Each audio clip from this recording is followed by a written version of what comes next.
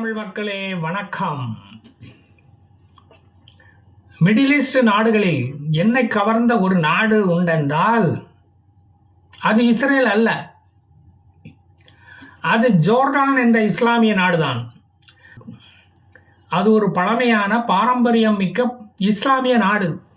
1918 வரை ஓட்டோமன் ஆட்சியில் பல இன்னல்களை அனுபவித்து வந்தாலும் இப்போது அமைதியை விரும்பும் ஒரே அரபு நாடு அதுதான். 1967க்கு பிறகு இதுவரை இஸ்ரேலுடன் பெரிய மோதல்கள் எதையும் செய்ய விரும்பாத நாடு என்றால் அதுதான் இந்த ஜோர்டான். இஸ்ரேலின் பலம் அதற்கு நன்றாகவே தெரியும். தன்னுடைய விரலின் வீக்கம் அதற்கு புரியும். அங்குள்ள மக்கள் பெரும்பான்மையாக இருப்பது அரபிகள்தான். அமைதியை விரும்பும் அமைதி மார்க்கத்தினர். இப்போதைய பாலஸ்தீனர்களின் பூர்வீகம் கூட ஜோர்டான் தான் என்று சொல்லப்படுகிறது. அங்குள்ள அரபிகள் பாலஸ்தீனர்களைப் போல அடாவடியில் எல்லாம் ஈடுபடுவதில்லை. அங்குள்ள பாலஸ்தீனர்கள் 1946 வரை நிலையானதொரு ஆட்சியின் கீழ் இருந்தவர்கள். அண்டை நாடுகளுடன் வம்பு தும்புக்கு போக வேண்டாம் என்று இப்போதும் விரும்பும் நாடு ஜோர்டான் தான். அதனால் தான் இஸ்ரேல் இன்னும் அதை தாக்கவில்லை. கிங் அப்துல்லா II அரசாட்சியின் கீழ் இஸ்ரேலுடன் நல்லுறவு திகழ்கிறது. இஸ்ரேலுடன் வர்த்தக உறவை வளர்த்து கொண்ட நாடு இந்த ஜோர்டான். தனக்கு எது தேவை என்று அதற்கு தெரியும். ஜோர்டானின் மூளை அடுத்தவன் தலையில் இல்லை, அதுதான் முக்கியம். அதனால் தான் அது நிம்மதியாக இருக்கிறது. ஜோர்டான் வீடுகளில் அடுப்பு எரிகிறது என்றால் அது இஸ்ரேல் வழங்கும் கேஸினால் தான். ஜோர்டானில் தெருவிளக்குகள் எரிகிறது என்றால் அது இஸ்ரேல் வழங்கும் மின்சாரத்தினால் தான். குடிக்கிற தண்ணீரையும் இஸ்ரேலிடமிருந்து தான் ஜோர்டான் வாங்குகிறது. இஸ்ரேல் கடல் நீரை நல்ல தண்ணீராக மாற்றி ஜோர்டானுக்கு விற்கிறது. இஸ்ரேலுடன் மோதினால் ஜோர்டானின் தொண்டக்குழி வறண்டு போகும் என்பது ஜோர்டானில் உள்ள எல்லாருக்கும் தெரியும். முன்பு எகிப்து, சிரியா, லெபனான் பேச்சை கேட்டு இஸ்ரேலுடன் மோதி வெஸ்ட் பேங்க் பகுதியை இழந்த பிறகு தன்னுடைய வாளை சுருட்டி கொண்டு இருந்து விட்டது ஜோர்டான். அதே போல எகிப்தும் இஸ்ரேலுடன் ஒரு பீஸ் அக்ரிமெண்ட் போட்டுக்கொண்டது. சினாயை இஸ்ரேலிடமிருந்து மீட்டது. அது எங்கே மீட்டது? இஸ்ரேலு திருப்பி கொடுத்தான். 13ஆம் நூற்றாண்டில் அம்மோனைட்ஸ் என்ற அம்மாண்டிகள் கட்டமைத்த அம்மான் நகரம்தான் பிற்காலத்தில் ஜோர்டானின் தலைநகரானது. ரோம அடாவடி பேரரசர்களின் அரசாட்சியின் கீழ் நடந்த கொடுமையின் அடிச்சுவடுகள் இப்போதும் அங்கு நீங்கள் பார்க்கலாம். பைபிளில் ஜோர்டானை பற்றியும் அதன் கலாச்சாரத்தை பற்றியும் அதன் பாரம்பரியத்தை பற்றியும் ஆங்காங்கே விவரிக்கப்பட்டு விரிவாக சொல்லப்பட்டு இருக்கிறது. இஸ்லாமியர்களால் அழிக்க முடியாத ஒரே வரலாற்று புத்தகம் பைபிள். ஜோர்டானின் வடக்கே சிரியாவும், கிழக்கே ஈராக்கும், தெற்கு பகுதியில் சவுதி அரேபியாவும், மேற்கு பகுதியில் இஸ்ரேலையும் எல்கைகளாக கொண்டுள்ள நாடு அது. போர்ச்சுகல் நாட்டை விட சிறிய நாடு அது. ஜோர்டான் மட்டும் இந்த கல்ஃப் வாரில் கலந்து கொள்ளாமல் இருப்பது எப்படி? ஏனென்றால் அதுக்கு சொந்தமாக மூளை இருக்கிறது, அது வேலை செய்கிறது, அவ்வளோதான். பாலஸ்தீனம் மாதிரி அவன் மூளையை ஈரானுக்கு அடகு வைக்கல. ஜோர்டான் நாட்டின் மேற்கு பகுதியில் இருப்பதினாலேயே இஸ்ரேலின் அந்த பகுதியை வெஸ்ட் பேங்க் என்று அழைக்கிறார்கள். ஜோர்டான் நதிக்கரையின் மேற்கு கரையில் அது அமைந்துள்ளது. அதனால் அது வெஸ்ட் பேங்க் ஆகியிருக்கலாம். 1948 1967 வரை அது ஜோர்டான் வசம்தான் அப்போது இருந்தது இந்த வெஸ்ட் பேங்க். அப்போது தருதலை நாடுகளுடன் ஒரு இண்டி கூட்டணி போட்டுக்கிட்டு இஸ்ரேலிடம் ஒரு யுத்தத்தை தொடங்கினார்கள். அதனால் உள்ளதும் போச்சுடா நொல்லக்கண்ணா என்று வெஸ்ட் பேங்கை இழந்தது ஜோர்டான். அந்த யுத்தம் இன்றளவும் 6 நாள் யுத்தம் என்று அழைக்கப்படுகிறது. அதை புத்தி கொள்முதல் யுத்தம் என்றும் அழைக்கலாம். அதன் பிறகுதான் ஜோர்டானுக்கு புத்தி வந்தது. இஸ்ரேலில் உள்ள அல் அக்ஸா மசூதியை பராமரித்து வருவதும் இந்த ஜோர்டான் தான். அது ஜோர்டானின் ஒரு சொத்து.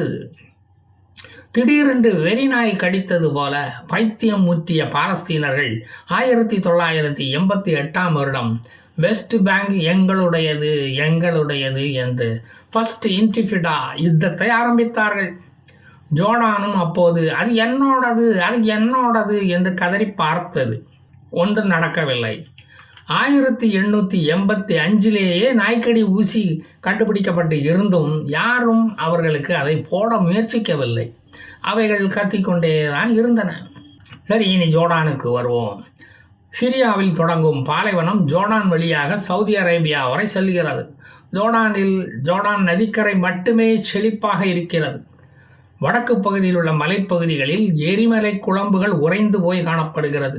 கிழக்கு பகுதியில் உள்ள மலை உச்சியின் பெயர் மவுண்ட் ராம். கவனமாக இருந்துக்கோங்கடா, அங்கே ராமர் கோயில் இருந்ததுன்னு சொல்லிட போகிறாங்க. ஜோர்டானின் பள்ளத்தாக்கில் தான் செத்த கடல் இருக்கிறது. அதாங்க அந்த டெட் சி. அதுதான் பூமியின் தாழ்வான பகுதி என்றும் சொல்லப்படுகிறது. ஜோர்டான் நதி சுமார் 186 மைல்கள் ஓடி சி ஆஃப் கலீலியில் போய் கலக்கிறது. அதனுடன் யார்மோக் ரிவரும் செத்த கடலில் போய் கலக்கிறது. அந்த கடலில் உப்பு அதிகம். அதனால் எந்த தாவரங்களோ எந்த உயிரினமோ அந்த கடலில் வாழ முடியாது. அதனால் தான் அதை செத்த கடல், டெட் சி என்று அழைக்கிறார்கள். அல்லாமல் இந்த செத்த பயலுக அங்கே போய் குளிப்பதால் அல்ல. அந்த நீரில் மினரல்கள் அதிகமாக காணப்படுகிறது. அதனால் அதன் கரைகளிலும் அதன் படிமங்களும் அதிகமாக காணப்படுகிறது. நீச்சல் தெரியாதவனும் அங்கு மிதக்கலாம். அந்த நீரின் அடர்த்தி அதிகம். எவனும் அந்த கடலில் முங்கி சாக முடியாது. அதுதான் அங்குள்ள காதல் தோல்வி அடைந்தவர்களுக்கு ரொம்ப வருத்தமாக இருக்கான். ஜோர்டானில் எப்பவும் ஹாட் கிளைமேட் தான். குளிர்காலத்தில் 5 டிகிரி வரை போகும் டெம்பரேச்சர். ஜோர்டானின் தண்ணீர் பிரச்சனையை இஸ்ரேல் தீர்த்து வைப்பதால் சம்மரில் பிரச்சனை இல்லாமல் ஓடிக்கொண்டு இருக்கிறது. இன்னும் ஜோர்டானிய குடியுரிமை வாங்க முடியாமல் பல பாலஸ்தீனர்கள் அங்கு வாழ்ந்து கொண்டு தான் இருக்கிறார்கள். குடியுரிமை அவர்களுக்கு கொடுத்தால்தான் அவங்க அடுத்தவன் உயிருக்கு ஒலை வச்சிருவானுங்களே. அதான் கிங் அப்துல்லா அப்படின்னுட்டார். 1948 1967 யுத்தத்தினால் ஓடி வந்த பாலஸ்தீனர்கள் திரும்பி காசாவுக்கோ வெஸ்ட் பேங்குக்கோ போக மாட்டேங்கிறானுங்க. இங்கு சொகுசாக நிம்மதியாக வாழ்க்கையை அனுபவித்த பிறகு அங்கே போவானுங்களா? காசாவுக்கு போவானா? அப்படியும் பல நல்ல பாலஸ்தீனர்களுக்கு ஜோர்டான் அரசு குடியுரிமை கொடுத்து தான் இருக்காங்க. அவங்களுடைய நடவடிக்கையை கவனித்து கிங் அப்துல்லாவுக்கு எதிராக இந்த பாலஸ்தீன பயல்கள் எல்லாம் போராட்டமெல்லாம் நடத்தினாங்க. இவனுங்க லேசுப்பட்டவனுங்க இல்லை, போகிற இடத்துலையும் குழி தோண்டுவாங்க. அதனால் பாலஸ்தீனர்கள் உடனடியாக வெளியேற வேண்டும் என்று அப்துல்லா வலுக்கட்டாயமாக அவர்களை வெளியேற்றி விட்டார். எந்த அரபு நாடுகளும் அதற்கு எதிர்ப்பு தெரிவிக்கவில்லையே. அவர்கள் கண்ணிருந்தும் குருடர்களானார்கள். சிரியாவில் சிரியன் சிவில் வார் நடந்த போதும் பலர் அங்கிருந்து ஓடி வந்த சிரியர்களும் அங்கே தான் இருக்காங்க இப்போவும். அதே மாதிரி ஈரான் ஈராக்கு போர் நடந்தப்போ ஓடி வந்த கூட்டமும் அங்கே தான் இருக்குது. துருக்கியர்களும் ஆர்மீனியர்களும் அங்கே வந்துட்டு சந்தோஷமாக அமைதியாக வாழ்ந்துக்கிட்டு தான் இருக்காங்க. ஒருத்தன் வந்தான்னா அவன் திரும்பி போக மாட்டான். அங்கும் கிரேக்க கிறிஸ்தவர்களும் பைசண்டைன் கத்தோலிக்கர்களும் ரோமன் கத்தோலிக்கர்களும் சிரியன் கிறிஸ்தவர்களும் ஆர்மீனிய கிறிஸ்தவர்களும் புரொட்டஸ்டாண்ட் கிறிஸ்டியன்ஸ் என்று பல பிரிவுகள் உண்டு. இவர்களுடன் பஹாய்கள், ட்ரூஸ் மதத்தை சார்ந்தவர்கள் அவர்களும் உண்டு. இத்தனை மத பிரிவுகள் இருந்தும் மத நல்லிணக்கத்தோடு இருப்பதை பார்த்தும் பாலஸ்தீனர்களுக்கு மட்டும் புத்தி வரவே இல்லை, வருவதும் இல்லை. ஜோர்டானுக்கு 6 நாள் யுத்தத்தில் ஏற்பட்ட காயங்கள் ஆறுவதற்கே பல நாட்கள் ஆனது. அந்த யுத்தத்தில் கோலன் ஹைட்ஸ் பகுதியை சிரியா இஸ்ரேலிடம் இழந்தது. வெஸ்ட் பேங்க் பகுதியை ஜோர்டான் இஸ்ரேலிடம் இழந்தது. சினாய் தீபகற்பத்தை, காசா பகுதியை வைத்திருந்த எகிப்து அதை இழந்தது இஸ்ரேலிடம். பிறகு எகிப்து சமாதான ஒப்பந்தம் போட்ட பிறகு சினாய் பகுதியை திருப்பி கொடுத்த இஸ்ரேல் காசாவை மட்டும் திருப்பி கொடுக்கவில்லை. ஏன்? கொடுத்திருந்தா இப்போ இந்த யுத்தம் வேறு மாதிரியே போயிருக்கும். புள்ள பூச்சியை நாங்களே வச்சுக்கிறோம் அப்படின்னு இஸ்ரேல் சொல்லிவிட்டது. பாலஸ்தீனர்களால் எகிப்து கஷ்டப்படக்கூடாது என்ற ஒரு நல்ல எண்ணத்தில் அப்படி சொல்லி இருக்கலாம். அப்பா தப்பிச்சோம் பிழைச்சோன்னு இப்போது எகிப்து நிம்மதி பெருமூச்சு விட்டு கொண்டிருக்கிறது. அந்த யுத்தத்தின் போது இஸ்ரேலுக்கு எதிராக நின்ற நாடுகள் எவை எவை தெரியுமா?